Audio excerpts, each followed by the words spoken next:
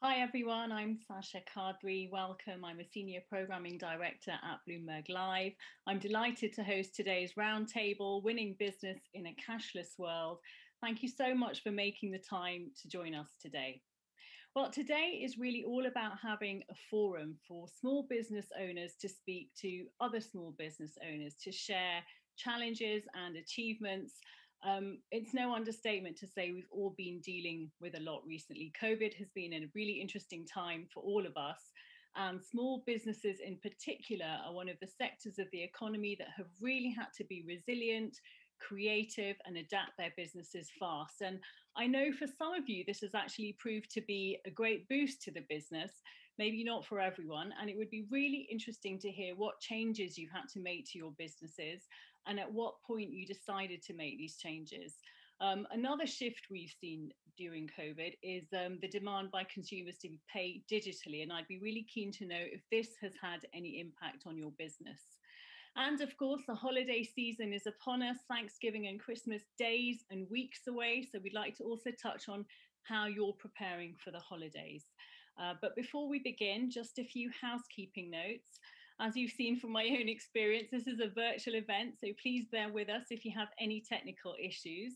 If you're having trouble with audio or video quality, just exit out of Zoom and re-enter it using your link. And if you have any other issues, please use the chat function to speak with our technical team. And you can also join the conversation via social media, and we'd encourage you to follow us on LinkedIn, Twitter, and Facebook using the handle at Bloomberg Live or at Business. And I'd like to also thank our sponsor, PayPal, for helping make this virtual roundtable possible today. So before I dive into some questions, I just would like to do some brief introductions. I know you've kind of all seen each other coming onto the platform. I won't go into detail about your business. Maybe when you answer the question for the first time, you could just give everyone a very brief insight into what your business does. But joining us today, we have Jeanette Bolden, who's the CEO of 27th Street Bakery. Welcome, Jeanette. It would also be a bit remiss of me not to mention that Jeanette is actually an Olympic gold medalist, and she's so humble, she didn't even tell me that when I spoke to her. We also have Rachel Corson, co-founder and managing director of Afrocentrics. Welcome, Rachel. Also, Keval Dattani, co-founder of Mo Bros. Libby Ewart, founder of the Box Party. Welcome, Libby. Steve Palmer, managing partner, Indigo Road Hospitality Group. Giovanni Roberto, co-founder and deputy CEO of Wine Livery. Welcome. And of course, Jim McGatz, senior vice president of Omnipayments at PayPal. So welcome to you all. And Jim, appreciate the early start you have today. So thank you so much for that. So let's get started. I'd love to just dive into the topic and ask, as a kind of opening question, what changes have you had to make to your business as a result of COVID? And maybe Giovanni, sorry to pick on someone, but I know you had to make a lot of changes. So maybe I could start with you. Yes, indeed. First of all, thank you for the invitation. Let's say we, as Wine Livery, we are the biggest wine community in Italy. What we do deliver wine, spirits, and beers with a premium service. So it's delivered in 30 minutes and at the right temperature. So basically, all the COVID has boosted a lot our business, in the sense that people were either forced to stay at home or felt safer at home. So we had quite a big increase in terms of volume and volume of orders. There have been also a lot of difficulties in terms of managing the value chain, also because we manage the entire value chain. So we basically connect wine producers and brands directly with the final clients using multiple small warehouses, urban warehouses. So we had to face with this kind of challenge, and it's been very tough, but we managed to provide quite a good service, also keeping safety of all the personnel involved and all of the final clients at the top of our priorities. And one thing that's interesting, Giovanni, that you'd mentioned when we spoke was that you store your wine in warehouses across Italy. But when COVID hit, because the demand, you had a huge rise in demand. You actually, in the midst of the pandemic, you had to go and look for new warehouses and for new space, correct? Yeah, yes, indeed. We basically had to pick bigger spaces to store more products. Also because we had to ensure a resilient supply chain. So that's what we did in the middle of the pandemic. We had to add other spaces and in order to be able to store more product. That's the basic of our service. Yeah, and I mean, Giovanni had also mentioned, I won't put any figures to this, but I think you said that your business increased almost sixfold from last year to this year, which I think is Yes. quite unheard of for most people in this current situation. It's quite remarkable. Rachel, can I draw you in as well? Could you tell us, what changes have you had to make to your business as a result of COVID? Sure. So definitely some similarities there. We've had more demand than ever, and we had to so at Afrocentrics, we formulate, manufacture and sell natural, safe, effective hair care products for Afro and curly hair. And we make all of the products in-house. We've got a little manufacturing space in London, up in Wood Green. And we just moved from Southwark to Wood Green about a week before, we went into lockdown a week before the nation went into lockdown, as we just decided it was the safest thing to do for our team. But about a week before the pandemic was declared, we'd moved office. We were still making relatively small batches at that point. So we've had to increase our production capacity, and we've managed to have a 300% production capacity increase, actually almost 400%. We also used to do all of our own pick and pack in and actually post the products out ourselves from the office. So we managed to partner with a fulfillment company during the pandemic, and we had all of this huge growth happening. So we didn't start off with huge growth. We actually saw a dip in sales initially. We completely changed our marketing approach, and subsequently we increased the demand. And that meant that we had to increase the supply, which I'm sure many of you know has been difficult due to COVID. The supply chains have been a complete mess because we sell products with pump tops, and suddenly everyone is buying, hand wash, hand sanitizer. A lot of the companies that actually make packaging weren't able to fulfill some of our orders. So we had to really think outside the box and come up with new ways to get the products in the customer's hands. Absolutely. I think, Kev, did you raise your hand? Did you want to say something? Oh, I think you're muted. Hi guys. So just wanted to add to that really. We are the UK's leading men's grooming retailer for when it comes to beard care, and we've had similar issues to Giovanni really. Multiple supply chain issues. We had three plans. A plan A, which was a manufacturing facility up north, and we had a plan B, which is a facility down south. And actually, during COVID, one of the facilities stopped trading, and the second facility actually decided to increase their pricing, which meant that we couldn't no longer make the margins that we needed to make. And this is where I highlight the importance of having a plan C. We decided to start manufacturing in-house. We were able to make 8,000 units a day. During COVID, the first couple of weeks of COVID, we saw a slight wobble in sales, and there was a significant decline. And I think it was just down to the insecurity that people were having. I guess where we were fortunate was that we saw what we call the rise of the lockdown beards. Guys were self-grooming at home as barbershops closed. And on the back of that, we saw a 500% increase in sales across board based on year.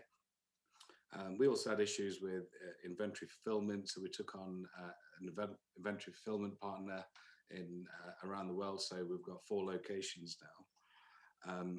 And there's a lot of adaptations that we had to make in terms of, adjusting to the disruption, but also figuring out, again, where new suppliers needed to be introduced. We always run as a forecasted business model. And what we found is that, the forecast, we'd sold over the forecast. And the new issue was actually, where do we find inventory from? And it highlighted the importance for us of having, multiple suppliers and not relying just on a single supplier. No, absolutely. Libby, maybe I could draw you in. I know you actually launched your business during COVID. You're that brave person who did that. How did COVID affect your business? Did you make any changes to your business because of COVID? And maybe just a brief description of what your business is. Hi, everyone. My business, I have started a party business. I've been threatening to do it for a really long time. 2 small children and an absent husband never gave me the opportunity to do it. So lockdown was actually the perfect opportunity for me to do it. And it gave me all the time in the world to put everything together. So the idea for the business is that it's everything for a children's party, primarily, in one box. So if your child comes to you and says, I want a unicorn party, to save you having to search the internet and try and locate cups, plates, balloons, napkins, all the rest of it, and then worry about where things are coming from and if they've arrived yet and everything. In one place, everything comes in one box, and all you need to do is choose your theme and tell me how many kids you're having, and if you want the whole works, if you want the balloons, the banners, the confetti, or if you just want to have the cups, the plates, the napkins, and that's it, and that's you done. And as parties and presents go hand in hand, we've got a really nice big gift section. So I used lockdown to have the time to source to source everything, to get on board with some great suppliers, to put the ranges together, to do the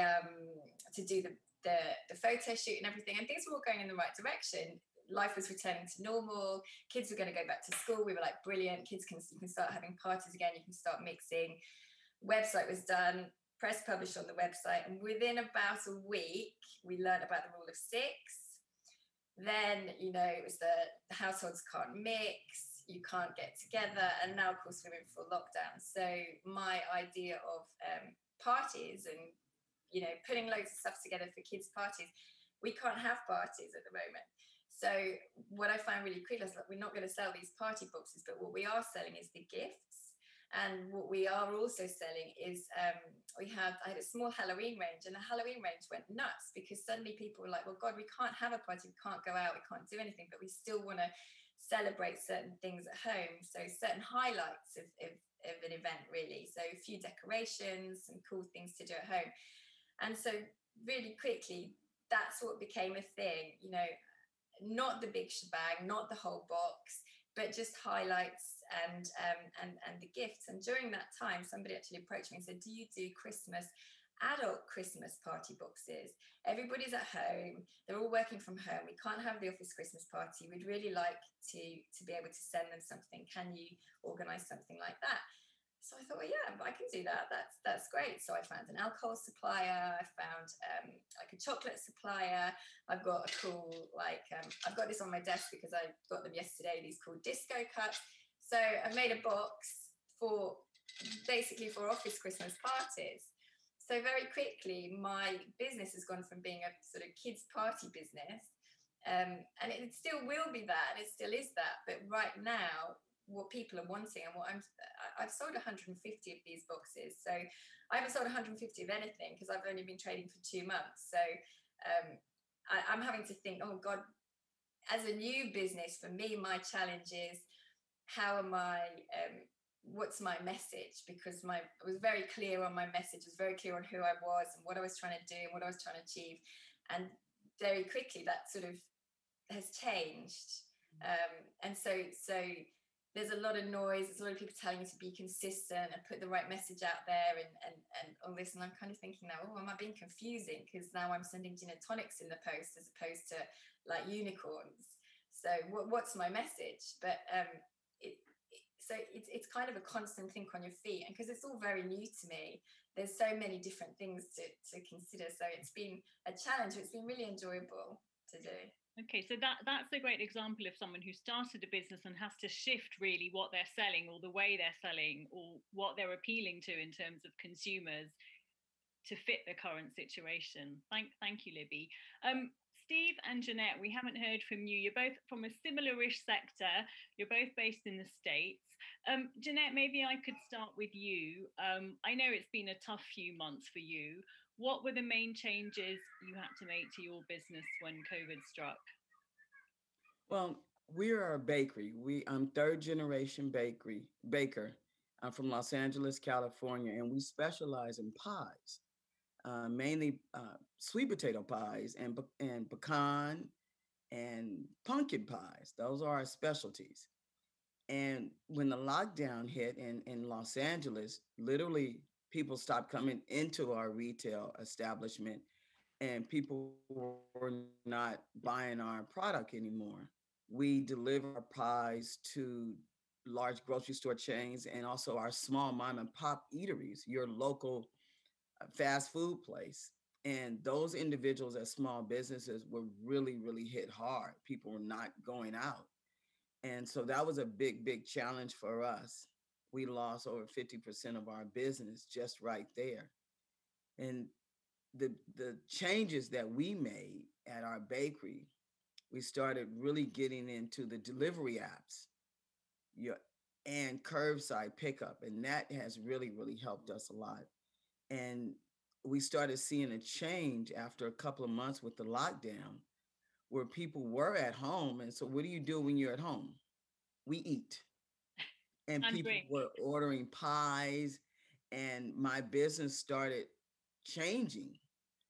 People started, our sales started to increase, not necessarily with the small mom and pop eateries, but with our grocery store sales. So that has helped us a lot. And now you can start seeing a little bit of individuals starting to support your small businesses in the States a lot more. And that has helped us a lot. And like I said, the curbside pickup and the delivery apps has helped us a lot. Absolutely. And I think there is definitely that sentiment. I know it definitely is in the UK and even in the area that I live in, London, of wanting to support small businesses. It has become very important to a lot of people. So hopefully that helps all the small businesses on this roundtable today. Steve, can I come to you now? You run 24 restaurants, not an easy thing to do during COVID and during lockdown. It's been a tough ride for you as well. I know you don't have the same kind of government assistance in the States that, people have benefited from in the UK. Tell us a little bit about how it's been for you. Sure. So we're based in Charleston, South Carolina, and we typical waiter became a bartender, became an owner, turned one restaurant to 24. So we went from trending ahead of last year, and in about 9 days, shut down 24 restaurants and laid off 1,000 people. And it, our restaurants are Italian, sushi, high-end Japanese, so they're very based on social interaction, contact, service, high levels of customer interaction. We were shut down for 2 months. And we tried to pivot to go. Honestly, a lot of our cuisine and food just doesn't translate in a box. The happy surprise has been our sushi concepts. What we've learned is that people are more likely to bake a pizza or make a hamburger than they are roll sushi. So our sushi concepts have actually done pretty well, which has been great. We experienced a lot of looting and rioting as well with civil unrest. So right as we were 10 days after the lockdowns were lifted, a lot of our restaurants had to shut back down again because of that. And so it's been up and down. And then in June, we reopened. A lot of our younger employees were, as you've seen in the media, going out partying, and so then they were testing positive. So then we had to shut back down. So it's really just been a series of trying to start our businesses again. I would say July, August, the last 3 or 4 months, we've been fortunate in the South. Currently, the COVID cases have stayed fairly low. And so each month we're back to indoor dining. And I would say, when we first reopened, our revenues were down 90%. Now they're probably only down 50%. So we're trending in the right direction. There's been no real government aid.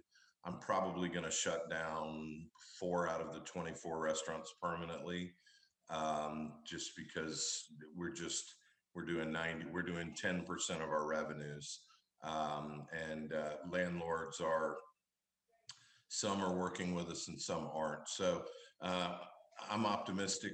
People in hospitality are optimistic, and we'll get through it. But it's just the layers of the sort of political device, just all of the different elements that are going on in our world on top of the pandemic have been, I think hospitality's probably been hit as hard as any industry or as any sector. Yeah, absolutely. Jim, maybe this is a good moment to get your thoughts. I mean, working at PayPal, I'm sure you work with a wide range of businesses. Are these similar stories to the ones that you're experiencing? And would you say that during COVID, a lot of people have managed to, like people have discussed on this call so far, find creative ways to be resilient and to try and turn things around where it's in your where it's in your capability? What has your experience been? Has it been by and large positive? Have people managed to turn things around? Well, it's a very interesting situation because we've got within our PayPal environment, we have about 26 million SMBs that in some form or fashion utilize our platform around the world.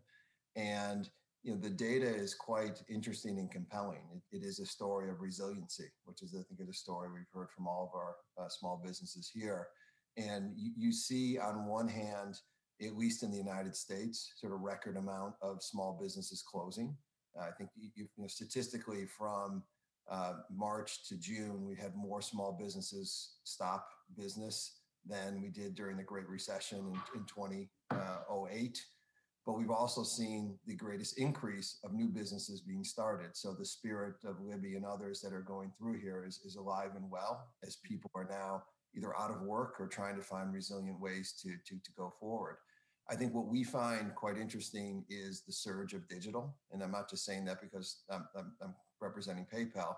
Those businesses that we've looked at that are primarily digital businesses have grown over 25% year over year from 2019 to 2020. Those that are not digital first businesses are unfortunately in situations where they have 9-10% year over year decrease in growth as they go through this. And I think what's quite interesting is the stories of resiliency that come across needs for things like working capital. I think the stories that you hear on these cases is that government is not there for our particular customers. And they look for organizations like PayPal to provide working capital loans. We also look on the consumer side, which is quite interesting, is that the situation for many consumers is quite challenging too. Those that are unemployed, basically what we find is that almost half of them have less than $2,500 in savings or any ability to spend. So when they look at shopping now, what they're looking at are things like installments or the ability to pay over a period of time. So if you're buying wine, if you're buying baked goods, even those type of things, they want the ability to pay when their cash flow works for them. And so these are all things that we've had to look at our business model and make sure that we're providing those for our small businesses as we go forward. Obviously, the move to digital is alive and well, and it was what we were seeing pandemic, but it just has accelerated. I think you look at the stats, we've seen sort of a 40% growth in what e-commerce has had overall globally, and those are types of growth that would have taken 10 years to come to fruition. And so, as I said, it's a very dynamic time. It's a time where I think it's a perfect storm, right? You talk about the social unrest and those type of things. Minority-owned businesses, at least in the United States, have been disproportionately affected by COVID. You look at closures of businesses, they're almost twice the amount of closures for minority-owned businesses versus white businesses. And so, we're just trying to make sure that we can be there and be a good partner for our small businesses and making sure that they can thrive as we go forward. And as you all have heard, it's a very multidimensional challenge and opportunity that we have to go forward. Let me pick up on that point about the acceleration of digital. How do you, as a small business, if you're in hospitality, and this is kind of to you, Jim, to get your thoughts, how do you, if you're in hospitality, how do you adapt your business model to take advantage of that shift? Because, for example, for Steve, that's how can he take advantage of that? Because actually what he needs are people to come into his restaurants.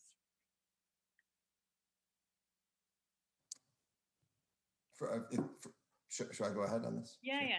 Just to get your thoughts on how do small businesses in hospitality manage? So it's interesting. We have a large travel and entertainment sector within PayPal in terms of both for large businesses and small businesses. We also support.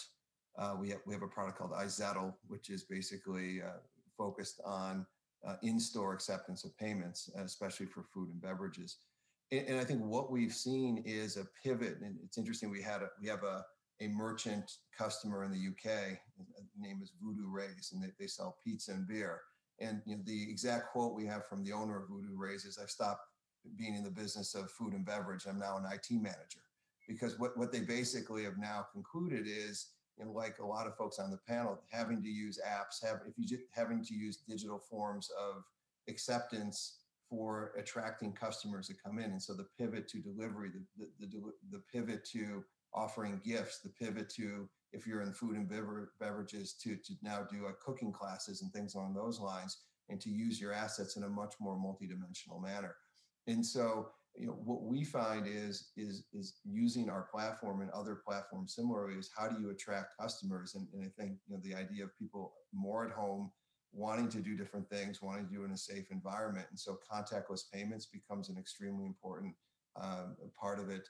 Just finding ways to reach out to customers is really important, because what we see is that, especially in the small business segment, access to data and access to information about customers becomes a really scarce commodity, right? And in terms of, if you're a large platform, you have tons of data on a customer. You have the ability to understand segmentation. You have the ability to do offers at a different scale. And so what we're really trying to look at in partnership with small businesses, how do we democratize data in a way that allows our small businesses to get more information about offers, to get more information about pricing, get more information about customer behaviors. And so in a non-face-to-face environment, that data becomes more and more important for our small businesses to make sure that they can be up to date on things like trends of adult parties, or trends in terms of sushi and things along those lines, that a big tech platform may have that information instantly. These businesses take weeks, if not months, to be able to get that information and pivot. Yeah, absolutely. And I want to come back to data, because that's a key topic as well for everyone really on this roundtable. Steve, Jeanette, any response to what Jim just said? Could you, given that the trend for digitalization has accelerated so much during COVID, have you thought of ways? Jeanette, I know you were thinking of doing the whole e-commerce website thing this year, then COVID hit, then you couldn't do it. Have either of you thought of ways that you could kind of capitalize on that trend? Would that work for your businesses? Well, in our case, we have started launching some of the apps to help with the customers. A lot of our customers are older, and so they're not as technically savvy. So they're getting their kids to kind of help them. So we've had a little bit of a struggle. Most of our customers are just so used to doing everything with cash. And so that has been a struggle, trying to get them to move over to more of the platform with the apps and the payment system. So we are moving to that direction. I'm not exactly sure. I think by the end of the year we'll be there, but not where I want us to be right now, going into the holiday. Sure. Steve, what about you? Any creative ways to capitalize on that trend? Sure. So as I mentioned, we used the DoorDash platform in Chow now. We found their rates, competitive. Unfortunately, a lot of the third-party delivery systems, they take such a large percentage of revenue that it's just not a sustainable business model. But we've gone to our own e-commerce site with our steakhouse. So now you can order a butcher box It's shipped directly from our packer. We've done that in all 6 of our steakhouses, so we're hoping to see a holiday boost there. We're also doing virtual private dinners, so you can hire one of our chefs virtually to come into your home and cook dinner. And all of these things are good. They're incremental revenue, though, at best. I mean, they'll never, for our model, you know, for dining, they're never gonna get you close. But we, again, I think hospitality people are resilient, so we're constantly in a space of how do we connect with our customers more? How do we, you know, we do have data through platforms like Open Tables, so we have email addresses, we have guest preferences. So we're doing a lot of those types of things. Hopefully that'll add a 5% boost to 10% boost to revenue. But it's you know, we're in a constant state of evolution because we're all just trying to survive, right? Yeah, absolutely. Anyone else, Rachel, Kev, Giovanni, or Libby, want to talk a bit about that trend, kind of capitalizing on digital? I mean, you all seem like you probably operate pretty much digitally right now anyway. Yeah, so we sell at the moment 90% of our products online and then 10% through retailers. Before COVID, it was more like 60 to 70% online, 30 to 40% through retailers. And we were about to launch in 2 major retailers. We had contracts worth around £100,000 that we, just for the first order, that we were about to go ahead with, and everything kind of fell apart. So we've had to think about the long game and think about our margins. And of course, for a product-based business, if you're selling direct to your customer online, not only do you have better margins than if you go through a retailer that takes a cut, but you also have that connection with your customer. You can build a relationship. And of course, you collect the data en masse about customer behavior that is so valuable. A lot of businesses go through retailers because they can't get directly to the customers. So of course, if you've got, you know, a great spot on the high street, it's much easier to attract and acquire new customers than if you're in a dusty corner of the internet and you don't have much digital marketing budget. But what's been really interesting is, as quite a few people have mentioned, COVID has been an accelerator for changes that were happening anyway. So more and more people are comfortable shopping online. You know, older people who perhaps weren't very comfortable with the technology have very quickly learned to use it because everything is moving online. And I think in many ways, for brands that have that resilience and have that approach to innovation that many of us have talked about on this roundtable, I think it will actually be a positive overall, because people will still want those in real life experiences, but will be able to offer additional value online. Absolutely. Kevin, I think you've raised your hand. Yeah, so I've always believed that, you know, 2020s were going to be what I call the beginning of the digital revolution. And I think what COVID has done is actually accelerated that. So for many businesses that were already set up on an e-commerce platform, they've actually are the business that have prospered through this. I mean, it indicates one thing. It means that for businesses like us, we had to almost reset and reinvent the plane. So what were we doing that wasn't working so much? And we supply, I think 40% of our product goes through distribution and to high street retailers in 78 countries. So as you can imagine, the duty-free section, all the orders dropped. But what we found is that online was really strong. So we secured all of our focuses on doing what was already working. I do believe that the future is going to be digital, and we're going to see an increase in people shopping online, not only for the convenience, but in fact, it was only because of digital purchases and digital payments and providers like PayPal that we were able to carry on to have a little level of normality. And, you know, while we were locked behind closed doors, you know, you could still order your favorite food, or you could go online and make these payments. If that hadn't been existing, I think it would have been a lot harder for a lot of people. I think Jim touched on this earlier, is having access to like the PayPal working capital. It was a blessing in disguise. And luckily we didn't need it, but we knew that should we need that resource, where our banks failed to offer us the funding we need, the product was there. And we knew that straight away we had almost like that security blanket. So, anyone looking to set up online doesn't have to now worry about, should I set up online? I think it's inevitable that you have to make that change. Across board, we're able to then move over to contactless payment solutions, which was fantastic, because if we wanted to carry on trading, if customers wanted to pay in a safe way, we could make a cashless payment option, which was available again through PayPal, and that was quite a new feature. And I guess it's just looking at your playing field and making sure that as an SME, looking at what advantages you have.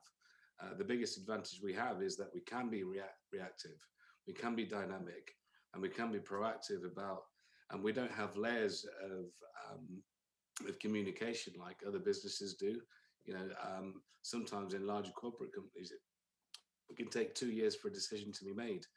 As an SMB, we can do that fairly quickly, and we did exactly just that during the pandemic. I suppose it's like, to your point, where you pivoted at Mobros, they pivoted quite early on in the pandemic and started producing PPE and also, did you say hand sanitizer, Kev? Yeah, so that was one thing we've always done, is give back. That Mobros was born out of frustration. 3 brothers growing their beards for charity, little bit of fun for Movember. And through it, one thing we've always done is supported charity. We got pulled in for a campaign in the UK to run, it was called PP for NHS, where business leaders got together and put their time towards giving back, and I'm a big believer in, when you give back, you always get twice as much back in other ways. So at the end of the campaign, we ran, I think we collected 100,000 bits of PP, just under, which went straight into our hospitals, primary and acute care, to care homes that people that didn't need it. And this was all at the time while we didn't even know, where we were as a business in the first 2 weeks. So we thought, well, as a business leader, how can I set an example? How can I give back to people that are doing in a much worse off position than we are? And it meant a pivot as well. So we, started making hand creams with the products that we had here for the nurses that were using sanitizer too much. And getting sore hands as a result of it. We used our laser cutting machines to make visors. So again, it was, whilst we were running our core business, we also thought, okay, it's a great opportunity to make a difference as well.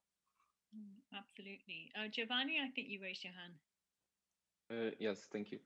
Given to the opportunity, for sure, as I said before, we had a big opportunity on the main part of our business, so the 30 minutes premium delivery. As One Livery, since we own the point of sale, another part of our business is basically to run targeted marketing campaigns for brands and wine producers. This has been a very great opportunity also on that side of the business, because a lot of interaction, a lot of data collected. Just to give you an idea, we're going to reach 1 million app download by middle of 2021. That's a huge number in Italy, and we had the possibility to discuss with brands in order to help them in understanding what was going on with the interaction between clients and their products. We also ran ad hoc surveys to understand what was the perception, the positioning of their products. So it has been also a way to help them in, let's say, understanding what's going on, and also address the actions on Wine Livery and on all the other channels that they were acting on. And let's talk a bit more about data and analytics. Jim, you touched on it. I mean, I think, Keval, you mentioned it. Rachel, I know it's very important for your business.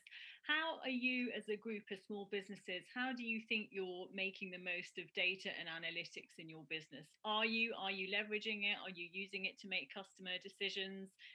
Livy? Well, as a very new business, I feel like I'm bombarded with all this information, and all these different things, and it would be great to hear from others as to what's kind of the key things that I could be looking at, because there are so many ways you can look at your business, and there's so many analysis, and I feel like I could spend the week just looking at my analysis, and I don't really know what's the most important thing, or the best way to start. So if anyone has any tips on that, I'd be really appreciative. Well, actually, Jim, let's bring you in quickly to respond to that. That would be great. How do you, as a small business, when you're bombarded with all these opportunities to collect and use data, how do you sift through that? I think there's a couple elements of data that we think about when we talk to our SMBs and vice versa. One is just running your business data, which is things along the lines of work. Do you have working capital? Do you have information to sort of sustain your business? And is it legitimate information as you're going through this? The other data piece that we think a lot about is fraud and risk related data, and perhaps maybe not in this group, but for other small businesses that are selling more high end or electronics, fraud and risk become very important. And so really understanding your customer who's coming through this. What's been quite interesting is something Jeanette said, is that we see within our environment in Q2, the highest net new users within our platform were those of us over 50. And information on those 50-year-olds who have never gone online is quite scant. Like, you have no history in terms of their ability to shop, their ability to pay. And a lot of card issuers and typical risk management systems will block them, even though they're very legitimate customers as you go through this. So I think it's information about your customers. Then I think it's information about, how do you get access to offers and creating a loyalty type program or affiliation type program with your customers. And we have this product called Honey in the US, which basically democratizes information and offers into a whole swath of millions of customers for us. And what it really does is allows small businesses of any business to provide offers in a way that's very contextual, but also to do it in a way that is not requiring the small business to have oodles of data to be able to know everyone that's coming in. And so I would just say for us, and I think for small business in general, it's really looking at those three segments in terms of, can I survive? Can I continue my business? Can I basically get information on my customers? And how can I create loyalty and affiliation programs for them?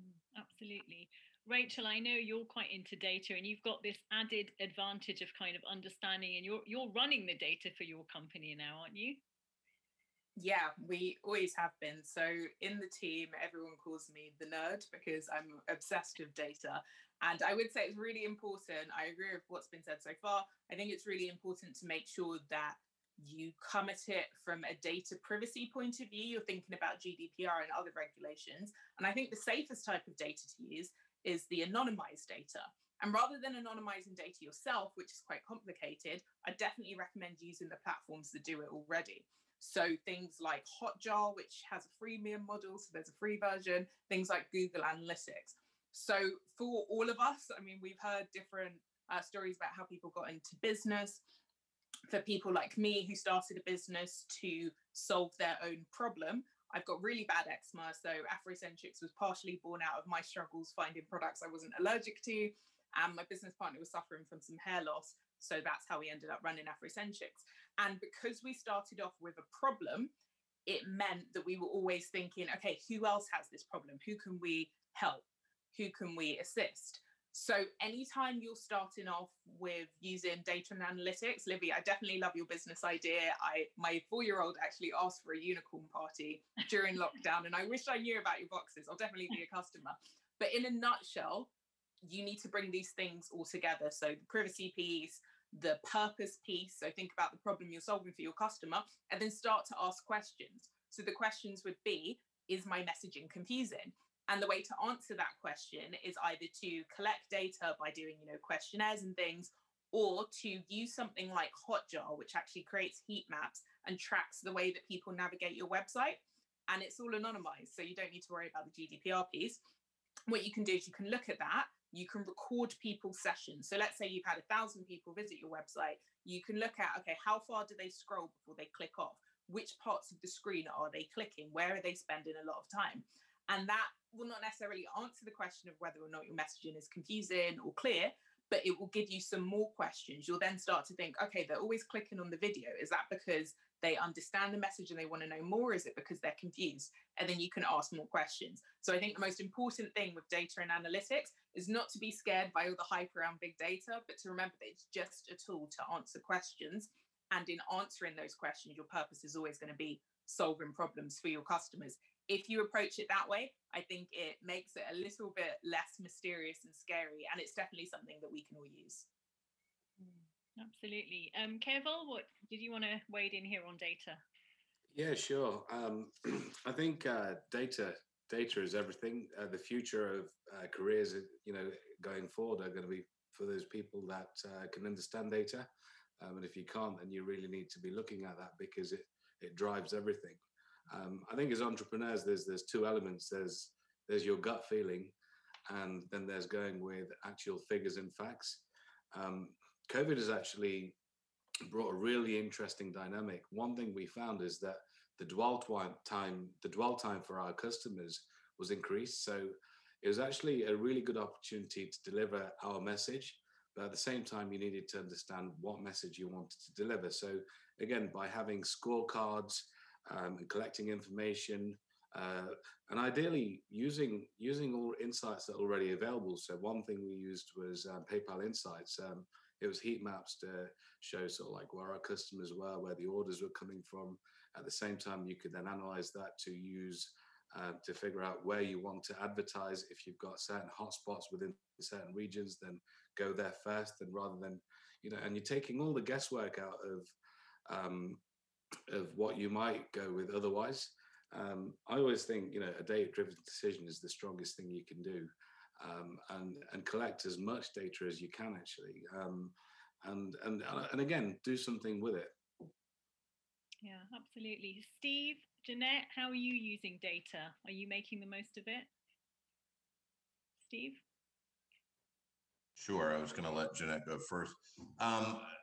For us, I mean, we use data, we use analytics a lot from concept to concept. So we know that in our sushi and our Japanese concepts, that tends to be a younger audience. Our steakhouse tends to be an older audience. So that helps inform how we market. Certainly during COVID, with trying to go and take out and our steakhouses, which tend to be a 55 and older crowd, they're not going to use digital. So how do we connect with them? They will read an email, and so how do we connect with them and make it as simple as possible? And we've had a lot of success with that.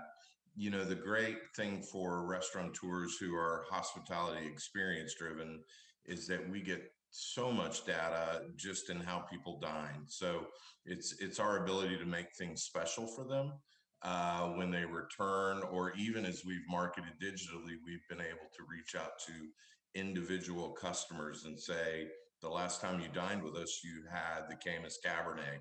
How about we send you a bottle to your house? And so we've been able to get pretty sophisticated with it, and it's actually been a lot of fun. And those are notes that are taken within the restaurant, so we're not taking that offline from a privacy point of view. We're not data mining somebody's information. That's from an actual experience that they use. But digitally speaking, really, in our industry right now, it still is just about age and demographic when it comes to, we don't necessarily in the restaurant business, at least not yet. At least I haven't seen, we're not able to tell buying habits just yet, but we are able to tell who our demographic is, and that certainly informs our marketing for sure. Yeah, but who knows what the future holds? Yeah. Yes. Yeah, yes. I was going to piggyback on what Steve just said, that with us, we're opposite of Libby. We've been in business over 60 years, and I've taken over. And what I've seen is that women over 40 are the ones that will call and order our pies, because we pride ourselves on family tradition. And that's your mom, your grandfather, your nana, people that are a little bit older. But what I found is that they will have their grandkids or their kids walk into the bakery. They may place an order over the phone, but they'll have their kids to walk into the bakery and they'll use the credit card. So we still are attracting the older individuals, are the ones that are buying our product, are placing the order, but the younger individuals are the ones that say, okay, this is what Nana was talking about. This is our pie we use for the holiday season. So we're capturing both audience. And something that I like to kind of put out there to the group, what I found is that our customer service has gone through the roof, just in terms of talking to our employees and making sure that customer service is 100%. We always pride ourselves on making sure that our customer service was good, but now I've taken a special interest in calling all of our vendors, calling all our suppliers. And when a customer comes into the bakery, making sure that their experience is 100% and talking to them on the phone, just taking an extra, couple of seconds to make sure that they're okay with their experience. And I found that that has really helped us a lot since COVID, our customer service. That's interesting. Jim, what are your thoughts after hearing from everyone in the group? Well, I think as we talk through this, amazing stories. Small businesses are the real champion for society, and from an economic point of view, we look at it in terms of just data. I think 70% of those that are employed through a small business. We need small businesses to sustain themselves for not only economic point of view, but social and societal benefits for us. And the digital way is the way. And again, I'm not just saying that I'm at PayPal. I'm old enough to understand sort of both worlds, and I also understand that the world has blurred. And what we are very encouraged by is the resiliency, and as I said, the amount of new small businesses that are being started is phenomenal. And those that are starting them are seeing great success. And so it's really a new brave world for all of us out there. And I think, bringing together this digital world, which really creates, I think, a different context, right? The ability to interact with someone on their phone versus when they come in with the store, you're able to curate different experiences as you go through that.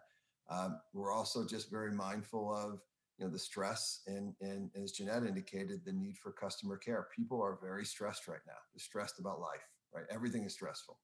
And especially as we go into the holidays, the more we can make it stress-free from a digital point of view in terms of giving people different flexible options, more stress-free in terms of contactless payments, stress-free in terms of more insights to better serve our customers, the better as we go forward. And so, we're very excited about the digital future, and we're excited to, partner with the SMBs around the world, including this wonderful panel, to make sure that they thrive as we go forward. We need them, and we're grateful for them. Yeah, absolutely. And let me just touch on one of Jim's points there, the cashless payments.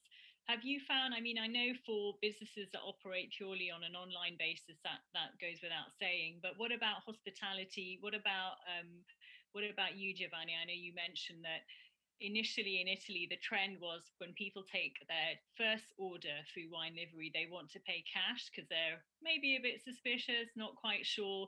And then after the first delivery, then they're happy to move to paying by credit card. But now, as a result of COVID, have you changed that in terms of, do you still accept cash? Yes, indeed. Just to give an idea, on average, 20% of our payments were made through cash before the COVID, and this percentage increased if we looked at the first purchase. And yes, I confirm at the beginning, the client wants to pay when he sees physically the products at his door. So for us, it's been usually a very big barrier for adopting our service. During COVID, for us, let's say, cash payments was part of the operations, in the sense that we had to disable cash payments in order to avoid physical contact between the driver, the rider, and the final client. So we were a little bit scared about what could have been the output. Let's say that has been a very comfortable figures about that. So we basically had the same percentage of adoption, and the idea is that we are likely keeping the let's say the cashless payment also after COVID. Absolutely. Jeanette, what about in 27th Street Bakery? Do you still accept cash? We do still accept cash. I've noticed that all of our prepaid orders are becoming a little bit more cashless, but yes, we do still accept cash. Okay. Keval, did you want to come in on the cashless element?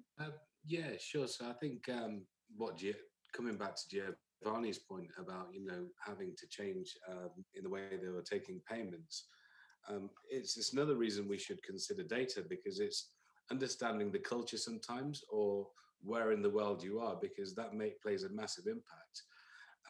For us guys, when looking back at March, is that both really important decision that we had to make was, do we increase our advertising? Do we hold it where it is? And actually what we found we were doing is we were spending twice as much on advertising than we ever had been, and we were acquiring twice as many customers. So it shows that consumers have shifted online.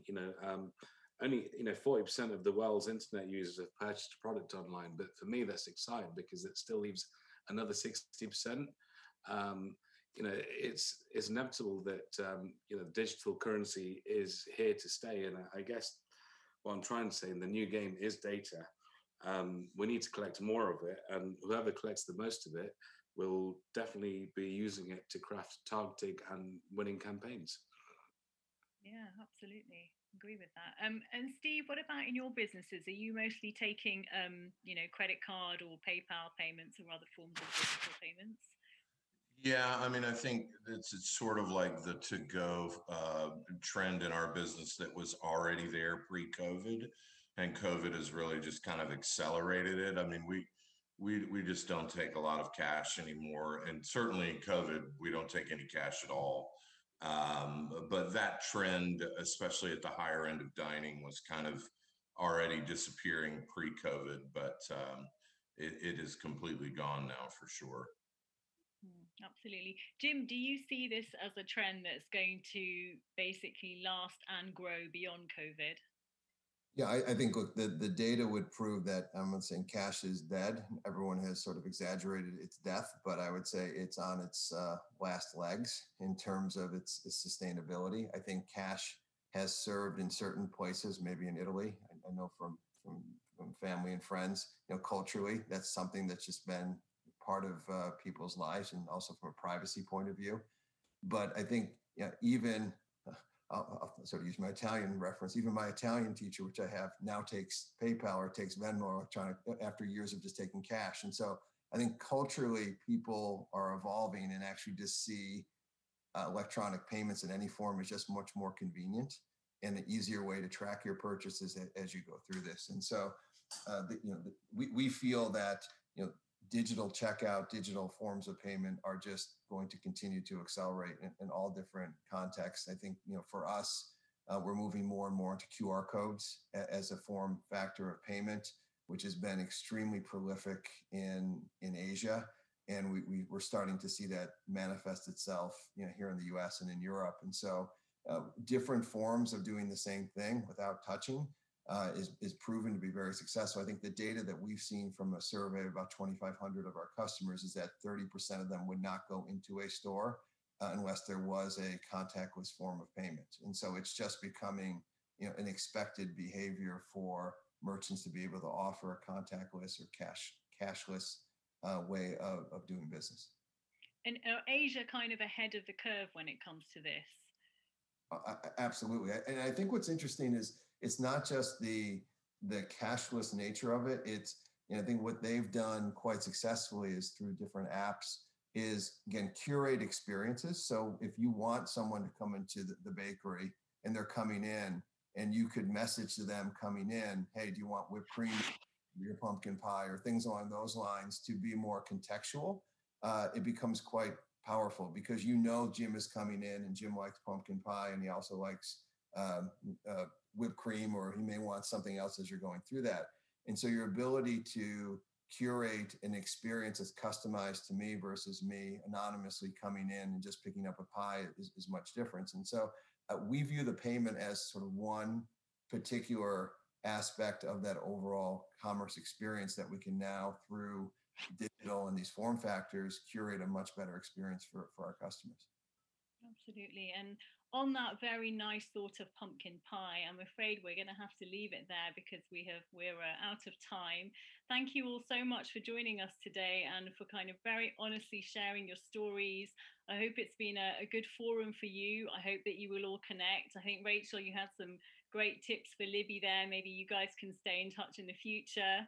No doubt she'll be supplying your 4-year-old with all her party needs. But genuinely, thank you so much for joining us today. And we will be sending you an event highlights article once it's complete.